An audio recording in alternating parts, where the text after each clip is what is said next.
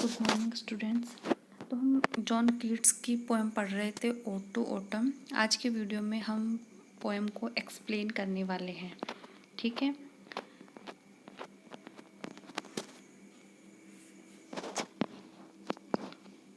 So first stanza, season of mist and mellow fruitfulness, close bosom friend of the maturing sun, conspiring with him how to load and bless with fruit the vines that round the thatch eaves run, to bend with apples the most cottage trees, and fill all fruit with ripeness to the core, to swell the gourd and plumb the hazel shells with a sweet kernel, to set budding more and still more later flowers for the bees, until they think warm days will never cease, for summer has overbrimmed their clammy cells. तो poem को समझने के लिए सबसे पहले तो हमें words के जो मीनिंग है वो समझने होंगे, ठीक है। तो सभी स्पेलिंग्स को तुम सर्च करोगे और उनके मीनिंग देखोगे। हम यहाँ पर पोएम को एक्सप्लेन करेंगे, ठीक है। तो कीट्स, ये जो सीज़न है autumn season, it is the season of mist and mellow fruitfulness, ठीक है। तो मेलो फ्रूटफुलनेस का सीज़न बताया गया है ऑटम को। क्यों बताया गया है? क्योंकि यहाँ पर ऑटम जो है उसको सन जो है, ठीक है, उसका क्लोज बूजम फ्रेंड बताया गया, इंटीमेट फ्रेंड बताया गया है। क्योंकि सन की जो हीट है, ठीक है, सन की जो हीट है उसकी वजह से फ्रूट्स जो होते हैं वो पकते हैं, ठीक है। तो सन और जो ऑटम है वो कंस्पायर करते हैं, ठीक है, कंस्पायर करते हैं और उसके बाद में उसकी हीट से फ्रूट्स जो है वो क्या होते हैं, पकते हैं। तो season of mist and mellow fruitfulness, तो ऑटम को सीज़न बताया गया है किसका? Season of mist and mellow fruitfulness, close bosom friend of the maturing sun, ठीक है।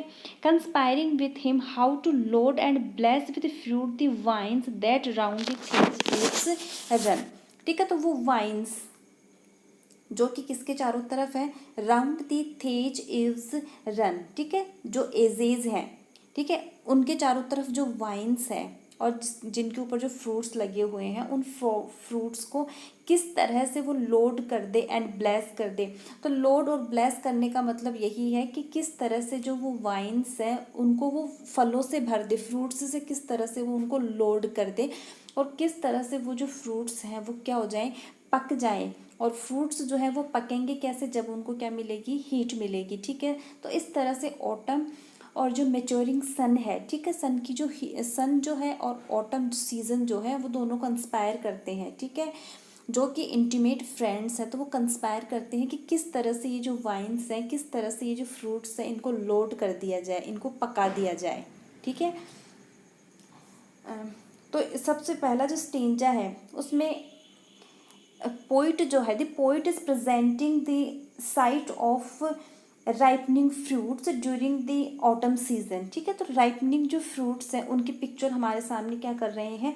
प्रेजेंट कर रहे हैं, ठीक है ना। And the poem gives a vivid description of the season, ठीक है। ऑटम जो सीजन है उसके हमारे सामने एक विविड पिक्चर प्रेजेंट कर रहे हैं पोइट, ठीक है। उसके बाद में है to bend with apples the most cottage trees and fill all fruit with ripeness to the core, कि किस तरह से एप्पल्स के जो पेड़ हैं उनको बेंड कर दे, ठीक है। बेंड करने का मतलब हुआ कि किस तरह से पेड़ जो है उनके ऊपर इतने इतने ज़्यादा एप्पल्स हों कि वो जो पेड़ की जो टहनियाँ हैं, जो ब्रांचेज हैं, वो उनकी वज़न की वजह से वो क्या हो जाए? नीचे की तरफ बेंड हो जाए, ठीक है। The most cottage trees and fill all fruit with ripeness to the core, ठीक है। सभी जो फ्रूट्स हैं, पेड़ों के ऊपर जो भी फ्रूट्स लगे हुए हैं उन सभी फ्रूट्स को राइप कर दे, पका दे, to the core. To the core का मतलब है यहाँ पर कंप्लीटली, ठीक है। तो फ्रूट्स को किस तरह से वो पूरी तरह से क्या कर दे? पका दे, ठीक है। यहाँ पे कुछ फ्रूट्स के नाम बताए गए हैं। To swell the gourd and plump the hazel shells with a sweet kernel, to set budding more and still more later flowers for the bees, until they think warm days will never cease, for summer has overbrimmed their clammy sails. ठीक है. So it is the season when the when the atmosphere is misty and the fruits get ripened. Okay, so it is the season of mist, okay, and mellow fruitfulness, and the bright sun has been called autumn's intimate friend, as the heat of the sun is very much required for the ripening of the fruits, so these are intimate friends. Okay,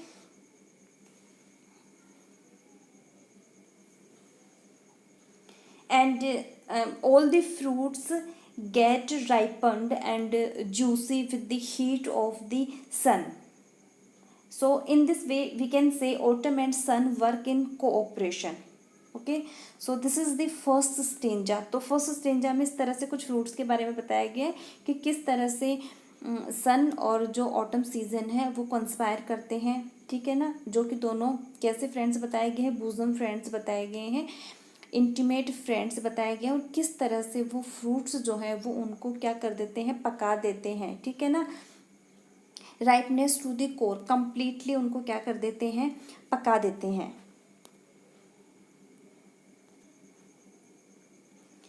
And it is the time when the fruits ripen to their very core, and the bright sun shines clearly in the sky, and all the fruits like apples, grapes are ripened to the full. Okay, are ripened to the core, and there is plentiful crop of fruits and vegetables, and the vines are covered with grapes. Okay, and the moss covered trees of the cottage gardens bend with the weight of the apples which have ripened to their core in the friendship of the sun. Okay, and there is such a rich harvest of flowers in autumn, and so wide is the opportunity for bees to collect honey that they feel this summer season will continue forever, and their hives are overfilled with honey. Okay, the hives of bees are overfilled with honey, and there is no space where they can keep their honey. उनकी जो hives हैं बीज की वो इतनी ज़्यादा भर गई हैं हनी से कि उनको नहीं पता है कि अब और जो हनी है उसको वो कहाँ पर स्टोर करें. ठीक है, तो so rich is the harvest that autumn provides to them. ठीक है, तो हार्वेस्ट जो है वो बहुत ज़्यादा है. ठीक है, रिच है, and it is the ripeness in plenty which is describe, कि किस तरह से सभी जो फ्रूट्स हैं सभी फ्रूट्स जो है वो कितने ज़्यादा पक गए हैं. तो ये सीज़न है ऑटम जो है वो सीज़न है एक, जब सभी फ्रूट्स जो है वो कम्प्लीटली क्या हो जाते हैं, पक जाते हैं. तो इस तरह से पोइट ने ऑटम सीज़न को डिस्क्राइब किया है कि किस तरह से फ्रूट्स जो हैं वो इस सीज़न में क्या हो जाते हैं, पूरी तरह से पक जाते हैं. सो नेक्स्ट स्टेंजा है, who hath not seen thee oft amid the store, sometimes whoever seeks abroad may find thee sitting careless on a granary wind, thy hair soft lifted by the winnowing wind, or on a half-reaped furrow sound asleep, drowsed with the fume of poppies, while thy hook spares the next swath, and all its twinned flowers, and sometime like a gleaner thou dost keep steady thy leaden head across a brook, or by a cider press with patient look thou watchest the last oozings hours by hours. ठीक है, तो जो second stanza है यहाँ पर poet जो है वो ऑटम को पर्सोनिफाई कर रहे हैं. ठीक है, पर्सोनिफाई किया है उसको, एज अ ह्यूमन बीइंग वो प्रेजेंट कर रहे हैं. ठीक है, और यहाँ पर कह रहे हैं कि who had not seen thee oft amid the store, कि कौन है वो जिसने तुम्हें नहीं देखा होगा अमिड द स्टोर. ठीक है, तो ये रिटोरिकल क्वेश्चन है, who hath not seen the oft amid the store, वो कौन है जिसने तुम्हें तुम्हारे स्टोर के बीच में नहीं देखा होगा. Sometimes whoever seeks abroad may find this sitting careless on a greenery wind. ठीक है, तो बहुत बार तुम्हें जो ग्रीनरी विंड है वहाँ पर केयरलेसली बैठे हुए देखा जाता है, मतलब एज अ ह्यूमन बीइंग उसको प्रेजेंट कर रहे हैं, जो ऑटम सीजन है उसको एज अ ह्यूमन बीइंग को प्रेजेंट कर रहे हैं, ठीक है। Thy hair soft lifted by the winnowing wind और on a half reaped furrow sound asleep drowsed with the fume of poppies, ठीक है। तो जो ऑटम सीजन है उसको ड्राउजी बताया गया है, किसकी वजह से, with the fume of poppies, poppies की खुशबू की वजह से। While thy who spares the next swath and all its twined flowers and sometime like a gleaner thou dost keep steady thy laden head across a brook. और कभी कभी तुम्हें एक ग्लीनर की, जैसे यहाँ पर ग्लीनर की ग्लीनर से कंपेयर कर रहे हैं तो यहाँ पर सिमिली का यूज़ किया गया है, and some time like a gleaner, और कभी कभी तुम्हें एक ग्लीनर की जैसे ग्लीनर कहते हैं जो ग्रास जो होती है, क्रॉप जो होती है, फसल जो होती है उसको जो इकट्ठा करता है, ठीक है। तो कभी कभी तुम्हें ग्लीनर की जैसे देखा जाता है, sometime like a gleaner thou dost keep steady thy laden head across है ब्रूक, मीन्स तुम जो क्रॉप्स हैं उनको कलेक्ट करती रहती हो। और by a cider press with patient look thou watches the last oozings hours by hours, ठीक है। और किस तरह से तुम सीडर प्रेस जो होती है वो सेब का रस निकालने की एक मशीन होती है, ठीक है। तो वहाँ पर किस तरह से तुम्हें देखते हुए, एक पेशेंट लुक के साथ देखते हुए तुम्हें वहाँ पर देखा जाता है, ठीक है। सो in the lines the poet describes the rich beauty of autumn season, and usually we think the autumn season is melancholic, ठीक है। जैसे कि अपन कहते हैं कि जो पतझड़ ऋतु होती है उसमें जो पेड़ होते हैं वो अपनी सभी पत्तियों को क्या कर देते हैं, गिरा देते हैं, ठीक है। तो उसको मेलनकलिक सीजन कहा गया, एक तरह से उदासी का सिंबल माना गया है। लेकिन इस पोयम में जो कीट्स हैं वो इसको ब्यूटीफाई कर रहे हैं, ठीक है। ऑटम सीजन की भी वो ब्यूटी बता रहे हैं कि कितना अच्छा मौसम है, कितना सुंदर मौसम है, ठीक है। और हम इसको नॉर्मली डल और मेलनकलिक मानते हैं, लेकिन ऐसा नहीं है। It is considered as the season of death and decay, जब लीव्स जो है वो गिर जाती हैं और फिर स्प्रिंग जब आता है तब उसके अंदर उनमें नई लीव्स आती हैं। तो इसको ऑटम जो सीजन है उसको एक तरह से सिंबल माना जाता है, symbol of death and decay, ठीक है। But kids finds pleasure and beauty in autumn, kids को इसमें प्लेजर मिली और इसमें क्या मिली, ब्यूटी मिली, ठीक है। And the poet personifies the season. Autumn is presented here in the person of a harvester who sits carefree beside his store of grains with hair uplifted by the wind that separates chaff from grains and hence called the winnowing wind, कि किस तरह से जो खेतों में काम करते हुए किस तरह से जो ग्रेन होता है, अनाज होता है, उसको किस तरह से फसल से अलग किया जाता है, किस तरह से हवा चलती है, इस तरह से उसको प्रेजेंट किया गया है। And the poet presents autumn in the figure of a reaper, ठीक है, कि रीपर के फिगर की जैसे उसको प्रेजेंट किया है। Who drowsed by the fumes of poppies and who falls asleep beside her half reaped line of the corn, ठीक है। कई बार काम करते हुए खेत में ही जो रीपर्स होते हैं वो सो जाते हैं, उसी तरह से ऑटम जो सीज़न है उसको as a human being present किया गया है कि वो भी फसल काटते काटते जब ड्राउजी हो जाती है, जब नींद आने लग जाती है, तो वो वहीं जो हाफ कटी हुई जो फसल है वो वहीं पर क्या हो जाती है, सो जाती है, ठीक है।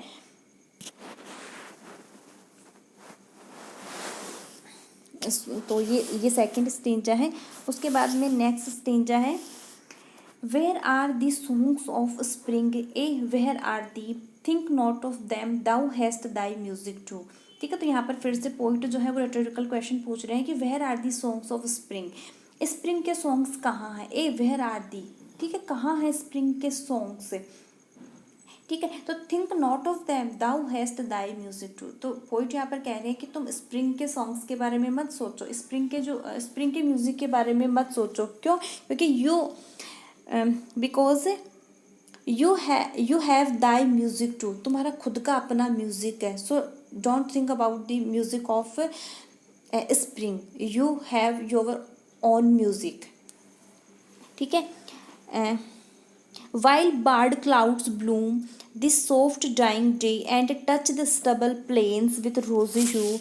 Then in a wailful choir the small gnats moan among the river swallows, borne aloft or singing as the light wind lives or dies, and full grown lambs loud bleat from hilly bourne. His crickets sing, and now with the treble soft, the red breast whistles from a garden croft, and gathering swallows twitter in the skies.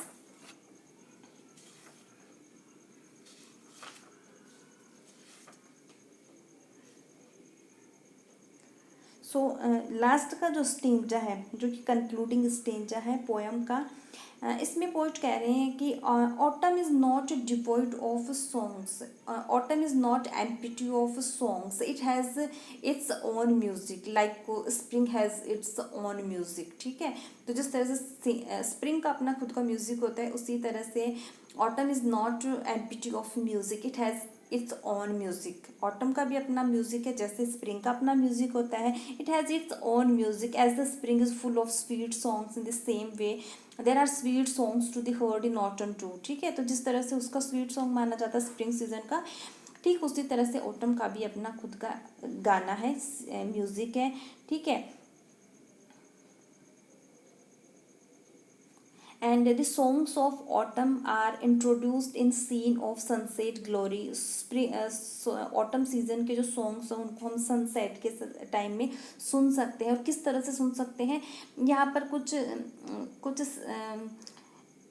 कुछ voices बताई गई हैं। ठीक है ना, जिस तरह से इन अ वेलफुल कोयर द स्मॉल नेट्स मॉर्न। ठीक है, तो जो छोटी छोटी बीज जो होती हैं वो मॉर्न करती हैं, कहाँ पर, among the river सेलोज।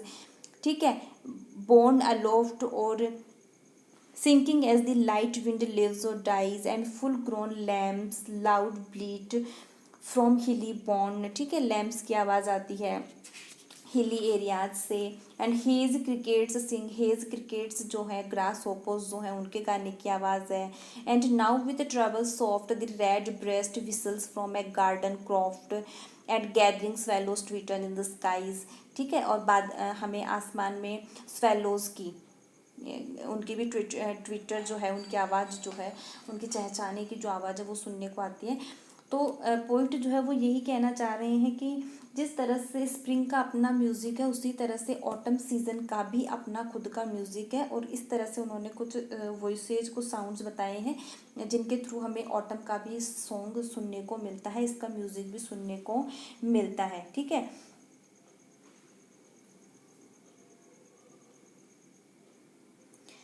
and in the background of such a beautiful sunset the wailful buzz of the swarming gnats varying with the force of the breeze as the insects themselves rise and fall in the air, and the familiar bleating of the full grown lambs on the hilly bourne, the chirping songs of grasshoppers, the whistling trembler of the red breast, and finally the twittering of swallows appear as delightful and sweet as the songs of spring। ठीक है, तो यहाँ पर भी बहुत सारी sounds हैं। ठीक है, ग्रास होपर्स की आवाज़ है, ठीक है, स्वेलोज की ट्विटरिंग की वॉइस है, नेट्स की स्वार्मिंग करने की आवाज़ है। तो बहुत सारे साउंड्स हैं जो हमें ऑटम सीजन में सुनने को मिलते हैं। So autumn season is not devoid of music, it has its own music. ठीक है, like spring has its own music.